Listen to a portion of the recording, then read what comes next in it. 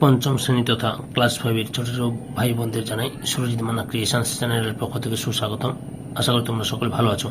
আমি তোমাদের জন্য এই ভিডিওটিতে তুলে ধরছি 2024 সালের তৃতীয় পর্যায়ক্রমিক মূল্যায়ন অর্থাৎ লাস্ট পরীক্ষা ফাইনাল পরীক্ষার জন্য তোমাদের সিলেবাসের বা পাঠ্যসূচির কোন কোন অধ্যায়গুলি থাকবে, পরিবেশ এবং পরিবেশের আমাদের পরিবেশ বই থেকে তোমাদের কোন কোন বিষয়গুলি পড়তে পারতে হবে, আমাদের পরিবেশ বিষয়ের কোন কোন অধ্যায়গুলি পড়তে হবে তোমাদের, এবং ওই অধ্যায়গুলি কি ধরনের প্রশ্ন অর্থাৎ প্রশ্নের ধরনগুলো কি কি থাকবে সেই নিয়ে আলোচনা করব আমি এই ভিডিওতে।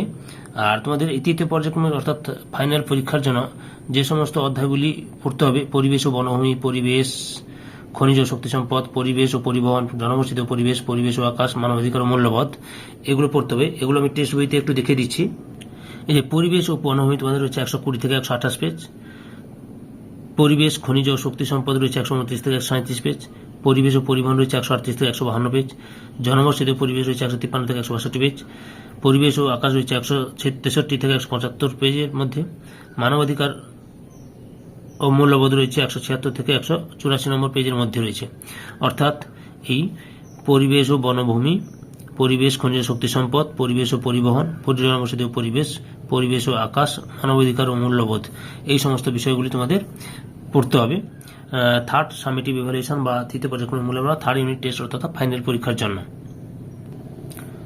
অর্থাৎ এখানে যে একটু পেজ নাম্বার ভুল আছে, 114 থেকে 178, কিন্তু 114 এটা 120 হবে, 120 থেকে 178 নম্বর পেজ পর্যন্ত রয়েছে। আচ্ছা, প্রশ্নের ধরনটা একটু দেখে নাও। সঠিক উত্তরটি নির্বাচন করে লেখো। এমসিকিউ অর্থাৎ মাল্টিপল চয়েস কোশ্চেন, প্রশ্ন মান 1, অর্থাৎ মাল্টিপল চয়েস কোশ্চেন থাকবে তোমাদের, অর্থাৎ 3-4টে উত্তর থাকবে, সেখান থেকে সঠিক উত্তরটি তোমাদের বেছে নিয়ে লিখতে হবে। তার ঠিক ভুল নির্বাচন করো, এটাও প্রতিটি প্রশ্নের মান 1, অর্থাৎ সত্য হলে ঠিক লিখতে হবে, মিথ্যা হলে ভুল লিখতে হবে, ঠিক ভুল নির্ণয় করো। তারপর শূন্যস্থান পূরণ অর্থাৎ fill of the blanks, dash পূরণ করা, শূন্যস্থান পূরণ করো, এটাও প্রতিটি প্রশ্নের মান 1।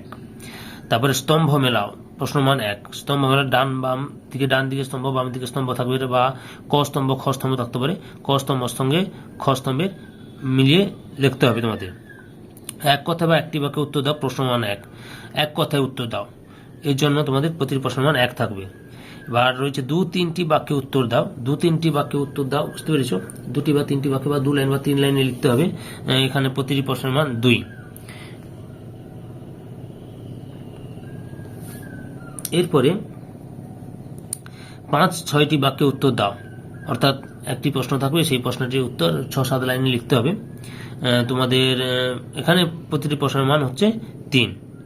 তাহলে ক্লাস 5-এর ছোট ছোট ভাই বোন, তোমরা তৃতীয় পর্যায়ক্রমিক মূল্যায়নের জন্য কোন কোন অধ্যায়গুলি পড়তে হবে তোমাদের আমাদের পরিবেশ থেকে, কোন কোন অধ্যায়গুলি পড়তে হবে সেগুলো জানতে পারলে, এবং প্রশ্নের ধরনগুলো কিভাবে হবে সেটা জানতে পারলে।